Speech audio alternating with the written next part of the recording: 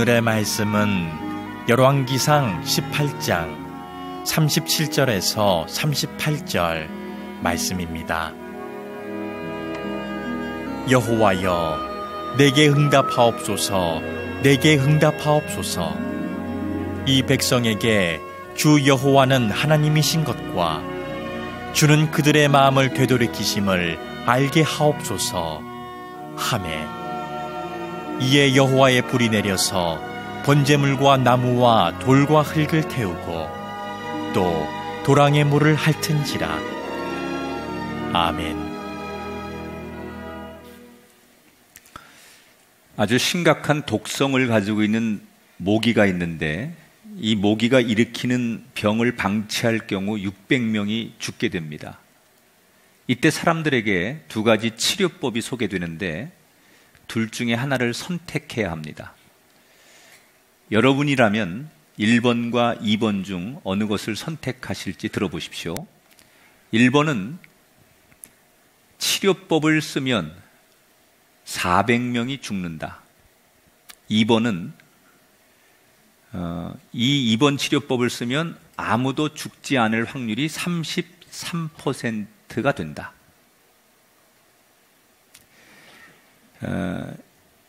이것은 1981년 미국의 심리학자인 카너먼과 트버스키가 실제로 대중들을 향해서 실험한 내용입니다. 사실 1번, 2번은 모두가 같은 치료법이고 다만 말의 표현을 조금 바꿨을 뿐입니다.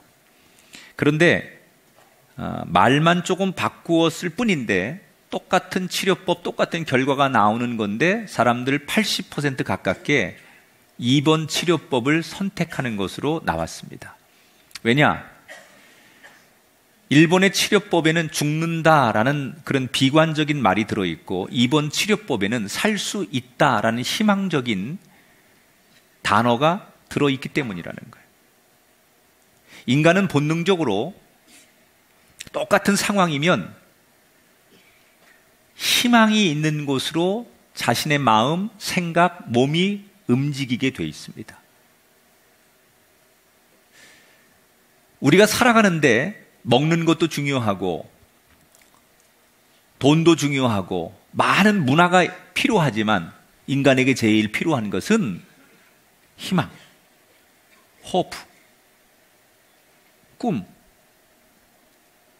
이게 인간에겐 정말 필요한 거예요. 아무리 부유하고 아무리 넉넉해도 그 사람에게 희망과 꿈이 없다면 정말 그건 불행한 인생이에요. 그러나 아무리 비참할지라도 그에게 아직도 희망과 꿈이 있다면 그는 가능성이 있는 인생이에요. 그런데 불행하게도 많은 사람들이 오늘 우리 시대를 가리켜서 희망이 없는 시대다 이렇게 얘기를 합니다.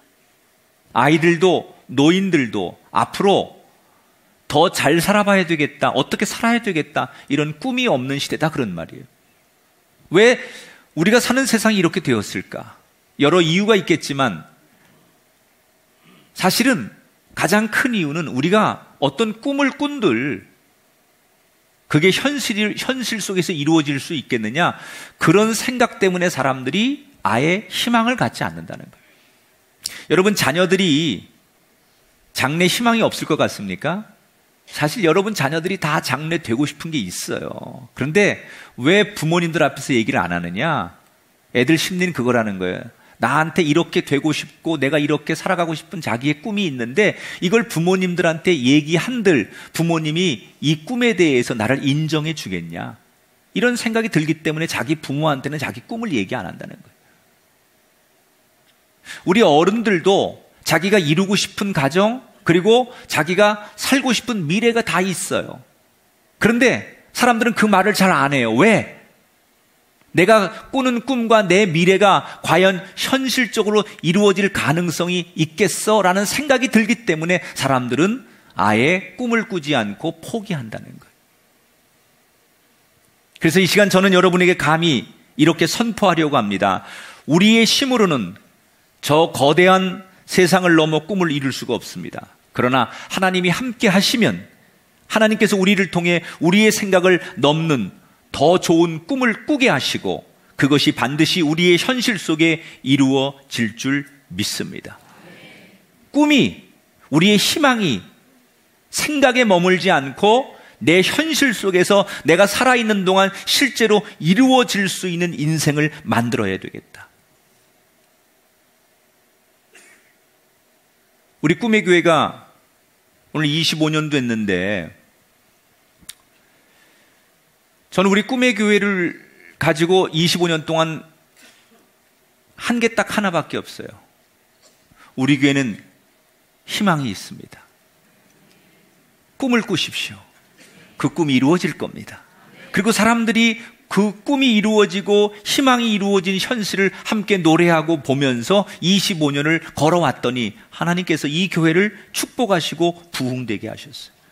여러분, 여러분이 꾸는 꿈, 여러분이 가지고 있는 희망이 현실이 되게 하려면 어떤 말과 어떤 기도를 드려야 할까? 오늘 우리는 열왕기상 18장에 나오는 아무것도 없는 상황에서 희망을 자신의 현실로 만들어낸 엘리야의 이야기를 통해 오늘 이 시대에 희망이 없는 시대에 하나님의 자녀들인 저와 여러분은 우리의 꿈이 현실로 이루어지는 주인공이 되기를 주 이름으로 축원합니다. 엘리야라고 하는 사람은 어떤 사람이냐? 주전 9세기경에 북쪽 이스라엘에서 활동하던 선지자였어요. 이 당시 북이스라엘의 왕은 아합이라고 하는 사람이었는데 이 사람은 오늘날로 말하면 레바논에 위치한 시돈이라고 하는 나라의 공주와 정략 결혼을 합니다. 그 공주와 결혼하는 조건으로 막대한 시돈의 자본이 북이스라엘로 들어오게 돼서 말 그대로 경제가 발전하게 됩니다. 그러나 빛이 있으면 반드시 그 이면에 어둠이 존재하는 법처럼 아합의 경제 부흥과 성공 뒤에는 심각한 문제가 뒤따라 오게 됩니다. 그것이 바로 종교 문제였어요. 자본을 받아들이는 대신에 시돈의 신인 바알도 받아들일 수밖에 없었습니다. 그래서 나라 전역에 바알 신전들이 세워지고 바알 신을 믿는, 요즘으로 말하면 무당들이, 가짜 예언자들이 수천 명 양성화되기 시작합니다.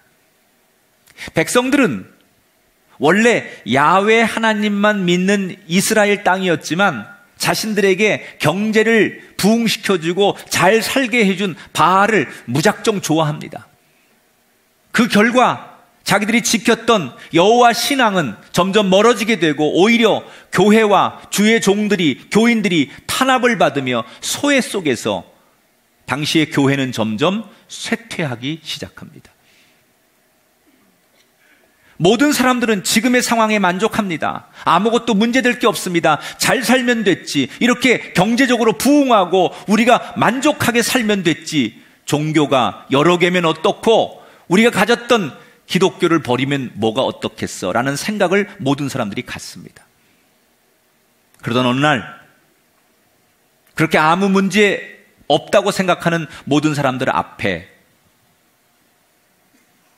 딱 한눈에 보기에도 촌뜨기처럼 생긴, 그러나 왠지 범상치 않은 느낌을 주는 한 남자가 나타나더니 모든 사람들이 지켜보는 앞에서 당시에 절대 권력자였던 아합 왕에게 자신을 소개하고 놀라운 말을 하게 되지요. 이 사람이 아합 왕 앞에 나타나더니 이렇게 외칩니다. 나는 디셉에서 온 엘리야라고 하는 하나님의 종인데 하나님께서 나에게 주신 말씀을 내가 그대로 전하고 예언한다. 그러면서 뭐라고 선언을 하느냐? 이 땅에 하나님께서 허락하지 않는 한, 하나님이 허락하실 때까지 단 한 방울의 비도 내리지 않게 될 것이다. 아주 촌스럽게 생긴 사람이 나타나서 내가 하나님의 종인데 하나님이 내게 주신 말씀을 내가 예언으로 전하니까 잘 들어라. 그리고 미친 사람처럼 한마디를 외쳤는데 사람들이 한 귀로 듣고 한 귀로 흘려 보내면서 설마 저 미친 사람이 한 얘기가 이 땅에서 이루어지겠어? 라고 생각을 하지요. 그러나 그 한마디는 현실로 이루어지고 시간이 흘러 그 엘리야가 예언한 대로 3년 6개월 동안 이스라엘 땅에 단 한 방울의 빗방울도 내리지 않는 가뭄이 시작됩니다. 농사에 쓰이던 물은 물론이고 왕궁에 물을 공급하던 샘까지 다 말라버립니다. 얼마나 다급했던지 성경에 보니까 아합 왕이 신하들을 데리고 직접 물을 찾아다닐 정도로, 왕이 그 정도였다면 일반 백성들이 당하는 고통과 절망은 얼마나 컸을까 상상이 됩니다. 아합 왕은 이렇게 이 땅에 비가 내리지 않고 극심한 가뭄 때문에 고통을 당하는 그 모든 원인이 3년 6개월 전에 이 땅에 비가 내리지 않을 것이라고 툭 던지고 돌아섰던 그때 그 엘리야라고 하는 놈 때문에 생긴 일이니 그 놈을 죽여야 한다라고 복수심에 불타게 됩니다. 그런데 그 어느 날 이 엘리야가 자기 발로 아합 왕 앞에 나타나서 느닷없이 또 하나를 제안하기 시작하지요. 당신이 그렇게 의지하고 믿는 바알신, 이 땅의 풍요와 번영과 사람들을 잘 살게 만들어준다고 믿는 그 바알을 섬기는, 그 바알신을 섬기는 선지자들, 무당들 850명을 모아주시오. 내가 그들과 상대해서 내가 믿는 야훼 하나님과 이 땅에 풍요와 번영을 준다고 믿는 그 바알신이 누가 진짜 살아있는 신인지 온 백성들 앞에서 우리 영적인 대결을 통해서 증명해 보입시다. 너무나 황당한 제안을 아합 왕은 뭔가라도 보여주고 싶은 마음에 선뜻 받아들이게 되고, 잠시 후 얼마 뒤 갈멜산은 말 그대로 사람들의 인파로 들썩거리기 시작합니다. 우선은 아합 왕과 신하들 그리고 많은 백성들이 갈멜산에 모여들고, 권력을 등에 입은 바알의 선지자들이 이미 대결 전부터 갖가지 악기를 동원하고 꽹과리를 동원하고 그리고 장구를 동원하고 기선을 제압하기 위해서 노래를 부르고 음악을 틀기 시작합니다. 반면에 하나님의 종이었던 엘리야는 단 한 사람이었기 때문에 자기가 부르는 노래, 자기가 떠드는 소리는 그 850명과 그들을 추종하는 사람들의 소리에 파묻혀 도무지 들리지 않습니다. 숫자 면에서, 권력 면에서 엘리야는 주눅이 들 수밖에 없는 상황입니다. 드디어 대결이 시작됩니다.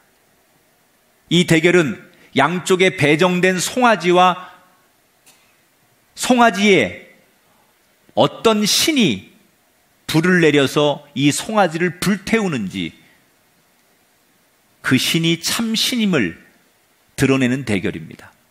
먼저 바알 신을 믿는 무당들이 450명이 올라옵니다. 그리고 그들이 기도하기 시작하죠.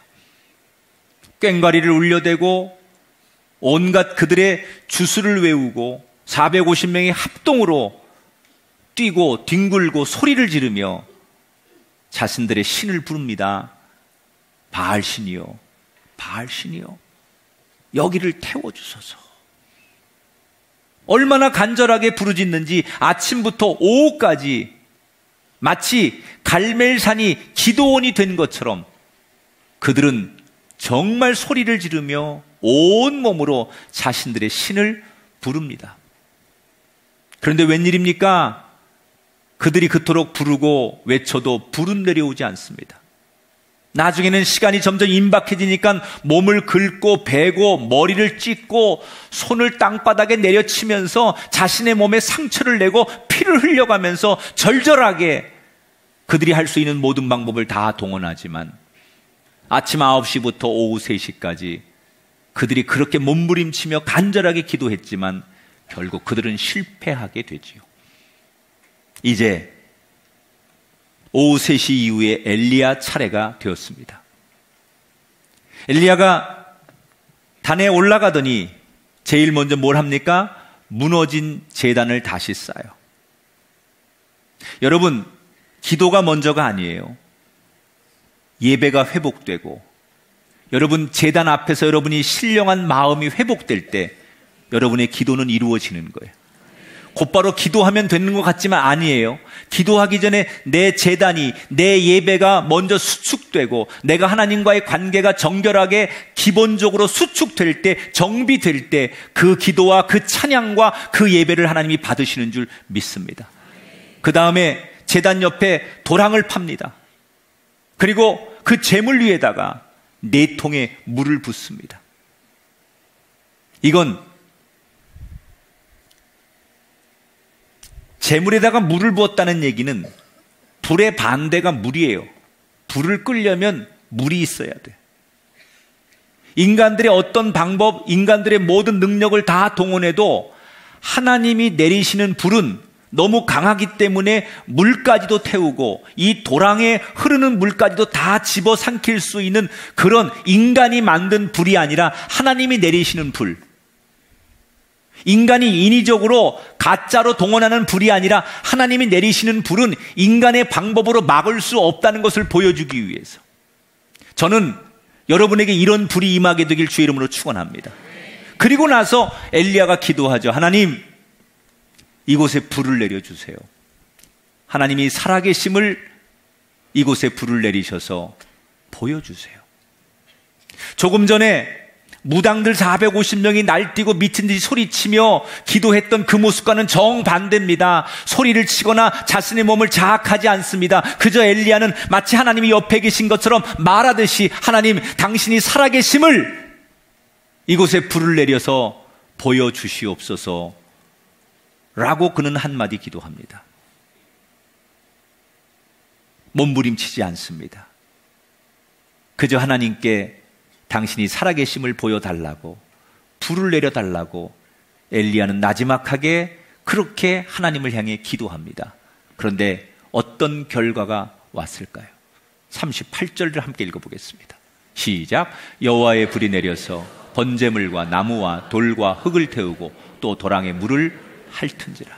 할렐루야. 엘리야가 기도하자 하늘에서 불이 임해서 모든 것을 다 태웠어요. 물도 태우고 그 도랑도 넘어서 완벽하게 사람들이 준비하고 사람들이 막아놓을 수 있는 모든 조건을 다 뛰어넘어서 완벽하게 모든 것을 다 태웠어요. 여러분, 우리는 세상이 주는 따뜻한 불이 아닌, 인간이 끄고 필 수 있는 불이 아닌, 인간이 감당할 수 없는, 사람이 만들 수 없는 하나님의 불, 그 불이 여러분의 가슴에, 여러분의 인생에, 여러분의 가정에 임할 때 진짜 여러분의 인생은 거듭난 인생이 될 줄 믿습니다. 사람이 주는 불이 아니라 하나님이 주는 불, 그 성령의 불이 우리의 가슴 속에, 우리의 인생 속에 임할 때 그 인생은 세상이 감당할 수 없을 만큼 위대하고 쓰임받는 인생이 되는 거예요.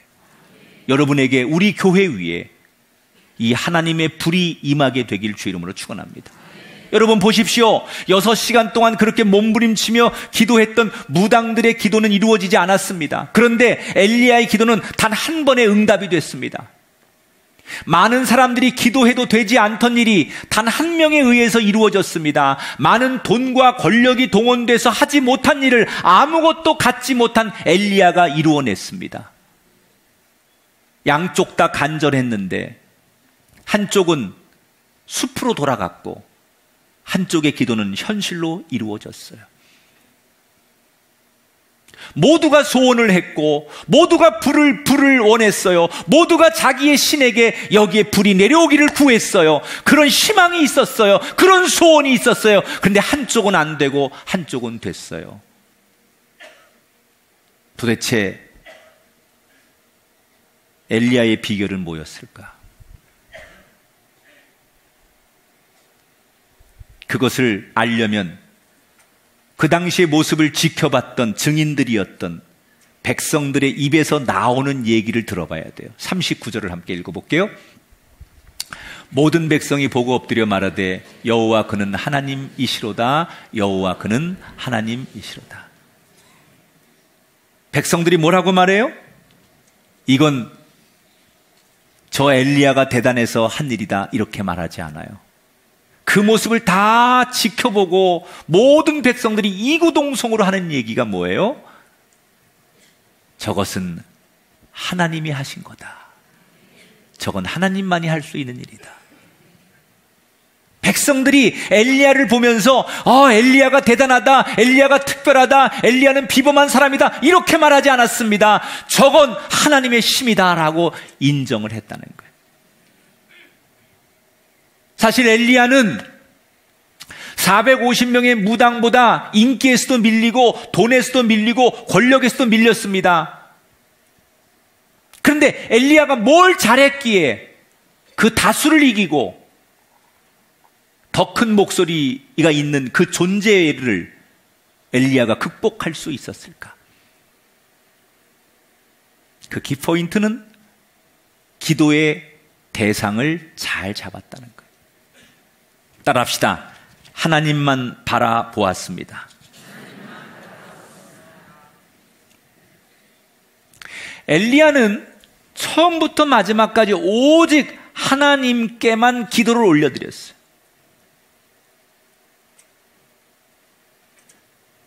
(450명이) 모였다는 것은, 무당들이 450명이 그들이 기도했다는 것은 자신의 힘이 안 되니까 연대하는 거예요. 내 힘으로 안 되니까 누군가의 힘을 의지하는 거예요. 그래서 450명이 필요해요. 그러나 정말 하나님이 필요한 사람은, 하나님 한 분이면 된다고 생각하는 사람은 다른 인간의 도움, 다른 인간의 배경이 필요치 않아요. 엘리야는 오직 하나님 한 분만 붙들고 기도합니다. 그 하나님이 엘리야에게 힘을 주셔서 인기도 돈도 권력도 간절함도 다른 조건도 이기게 하신 줄 믿습니다. 사람이 간절하다고 해서 다 그 소원이 이루어지는 건 아니에요. 절박하고 마음속에 꿈이 크다고 해서, 생각이 있다고 해서 다 그 꿈이 이루어지는 건 아니에요. 어떤 인간도 다 꿈이 있어요. 다 희망이 있어요. 다 소원을 가지고 살아요. 그런데 어떤 사람의 꿈과 소원은 이루어지는데 어떤 사람의 꿈과 소원은 이루어지지 않는 이유는 뭘까요? 기도의 대상을 잘 붙들어야 돼요. 우리의 희망과 우리의 꿈이 현실로 이루어지려면 다른 걸 구하면 안 돼요. 다른 걸 찾으면 안 돼요. 오직 하나님께만 기도해야 돼요. 우리의 꿈이 현실이 되려면 내 편을 더 많이 만드는 거, 목소리를 키우고 세상의 방법을 동원하는 거 아닙니다. 450명의 무당들이 아무리 날뛰어도, 물을 준비해서 불을 끄려고 해도, 도랑을 파놓고 불이 넘을 수 없도록 만들어 놓아도 하나님이 내리는 불은 세상이 감당할 수 없는 불, 그 불이 임할 때 세상을 완벽하게 이기는 승리자가 될 줄 믿습니다. 그렇게 450명과 엘리야의 기도 대결은 엘리야의 승리로 끝나고 450명의 무당들은 모조리 그곳에서 죽음을 당합니다. 그리고 당황해하는 아합 왕 앞에 다시 엘리야가 서게 되지요. 근데 이 엘리야가 인격자예요. 비록 그가 우상을 섬기는 왕일지라도 그 왕에 대해서 인격적인 대우를 하죠. 이렇게 가만히 왕의 얼굴을 보니까 굉장히 얼굴이 새파랗게 겁을 먹은 상태에서 초췌해 있는 거예요. 겁을 먹었다는 것은 하나님의 진노가 두려웠을 것이고, 초췌해 있다는 얘기는 그만큼 그도 고뇌와 고민이 많았다는 얘기예요. 초췌해 있다는 얘기는 어떤 거냐면, 이 왕도 나라가 너무나 가뭄 때문에 괴롭고 힘드니까 자기 나름대로 왕으로서 자기 할 일을 하기 위해서 비를 내려달라고 자기도 금식 기도를 했던 거예요. 물론 그 금식 기도를 누구에게 한 거예요? 하나님이 아닌 번영을 주고 자신들을 잘 살게 해준 바알 신에게 무당들을 통해서 했겠죠. 그러나 자기도 나라가 워낙 위중하니까 금식이라도 해내면서 비를 달라고 나름대로 기도했던 거예요.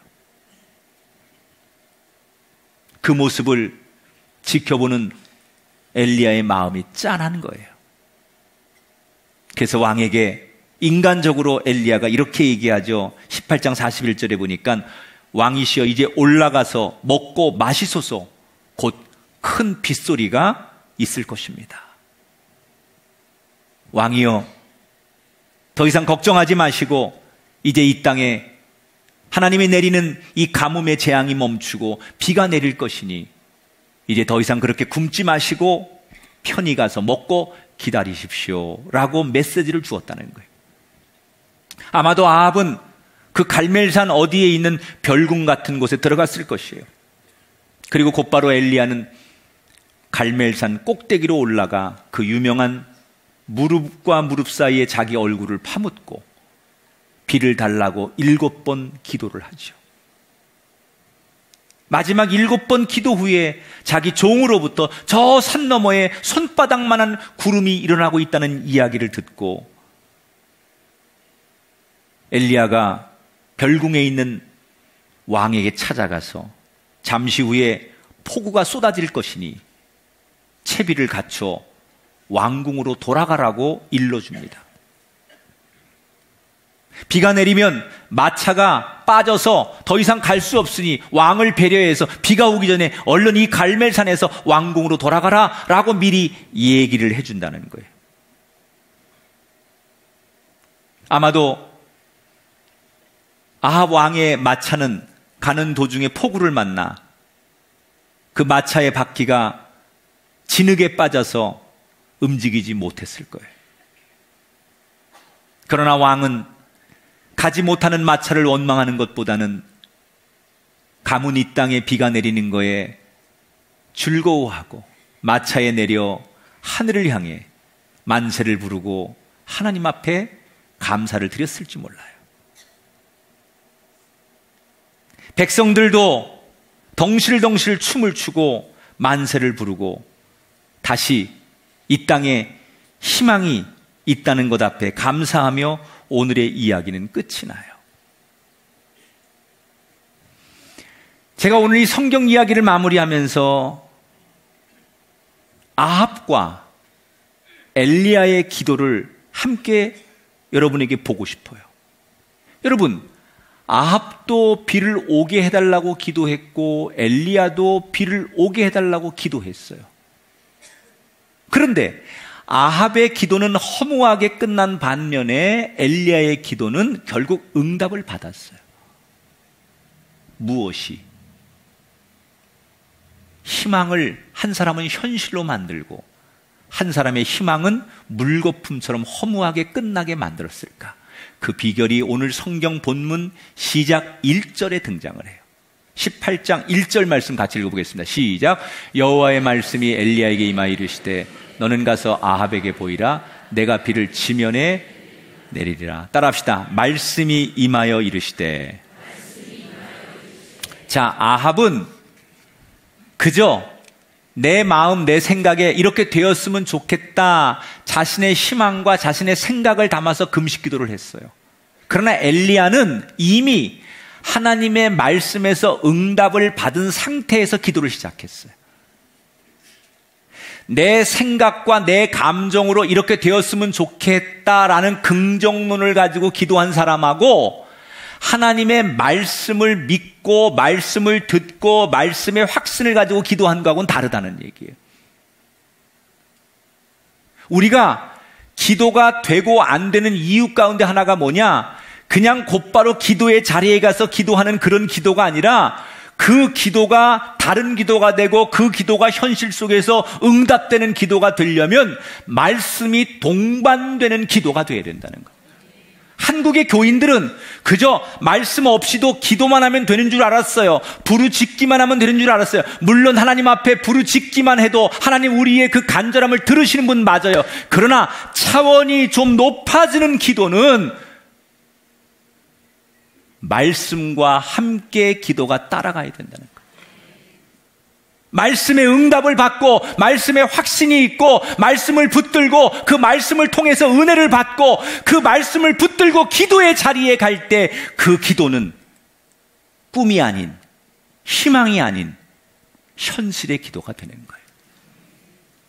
여러분, 말씀과 함께 기도의 자리에 갈 수 있기를 축복합니다. 하나님의 말씀, 그 말씀이 세상을 만드시고 지금도 그 말씀이 세상을 주관하고 계십니다. 그런데 많은 교인들은 하나님 말씀과 상관없이 내가 생각하는 감정과 내가 생각하는 소원만 가지고 하나님 앞에 부르면 그게 기도라고 생각하는 거예요. 아니에요. 좋은 기도는 말씀이 먼저 가고 기도의 행위가 뒤따라가는 거예요. 그런 의미에서 여러분, 말씀의 응답을 받으세요. 이 주일날 오셔서 하나님이 김학중 목사를 통해서 주시는 말씀, 엘리야를 통해서 주셨던 그 시대의 메시지처럼 하나님이 이 강단에 여러분들에게, 여러분 가정에게, 여러분의 인생에게 하나님께서 주시고 싶어하는 메시지를 김학중 목사라고 하는 사람을 통해서 이 메시지를 주실 때 이 말씀을 붙드십시오. 이 말씀을 믿으십시오. 이 말씀을 확신하십시오. 이 말씀을 듣고 기도의 자리에 나가십시오. 그때 여러분의 꿈은 현실로 이루어질 줄 믿습니다. 여러분, 송구영신 예배 때 말씀 카드 드리죠. 그런 어떤 분들은 무속신앙에 근거한 것들을 기독교가 오용하는 거다. 그렇지 않습니다. 전 그렇게 생각하지 않습니다. 확률 게임이거나 로또 복권 맞는 것처럼 아무거나 복골복으로 뽑는 말씀 아닙니다. 하나님 그 순간 분명히 그 말씀이 그 사람에게 필요한 사람의 그 말씀을 뽑게 하실 거예요. 마치 구약의 제비 뽑기처럼 하나님께서 그 순간 하나님의 뜻하신 계획대로 그 말씀을 한 사람 한 사람에게 주시는 거예요. 저는 그 말씀을 가끔 올해도 목회하면서 제가 감독 선거하면서도 힘들 때마다 그 말씀을 다시 꺼내보는 거예요. 아, 그렇구나.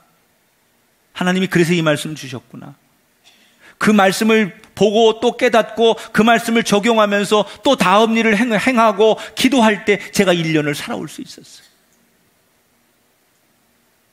여러분, 하나님은 기도의 응답을 주시기 전에 말씀을 먼저 주십니다. 나는 우리 꿈의 교회 성도들이 그저 하나님 앞에 기도의 자리에 곧바로 가는 사람이 아니라 말씀이 앞서가고 그 말씀을 따라 기도의 자리에 가는 엘리야 같은 기도자가 되기를 주 이름으로 축원합니다. 말씀을 잘 보셔야 돼요. 힘들수록 말씀 앞에 서셔야 돼요. 어려울수록 말씀이 있는 곳으로 가셔야 돼요. 말씀만 잘 봐도 여러분의 마음의 소원이 가장 아름답게 응답될 줄 믿습니다.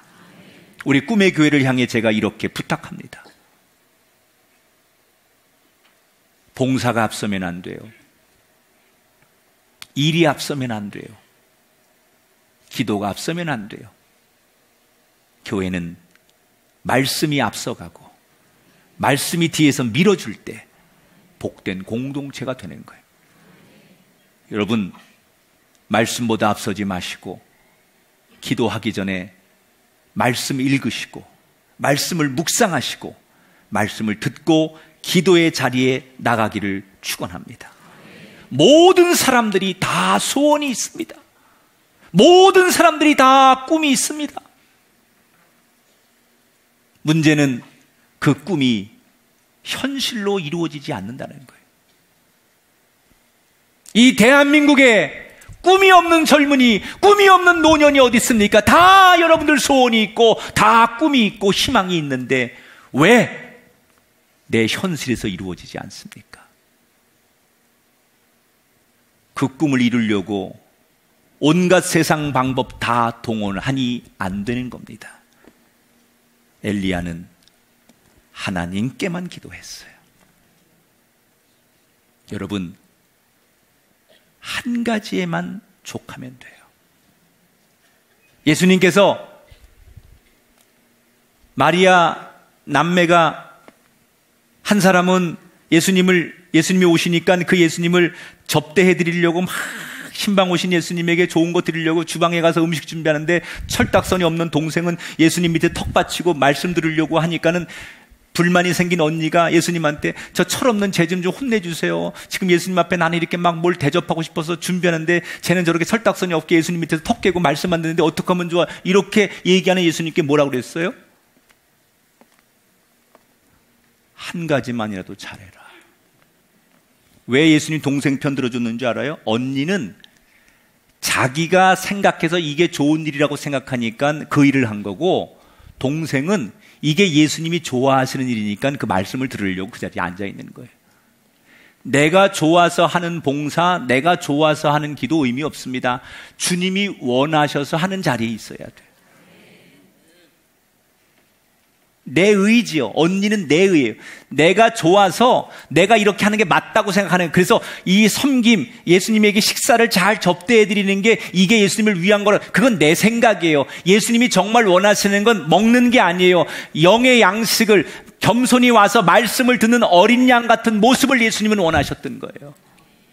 여러분, 신앙생활 잘하는 방법은 하나님이 원하시는 대로 하는 거예요. 하나님이 원하시는 것을 알 수 있는 방법은 말씀밖에 없어요.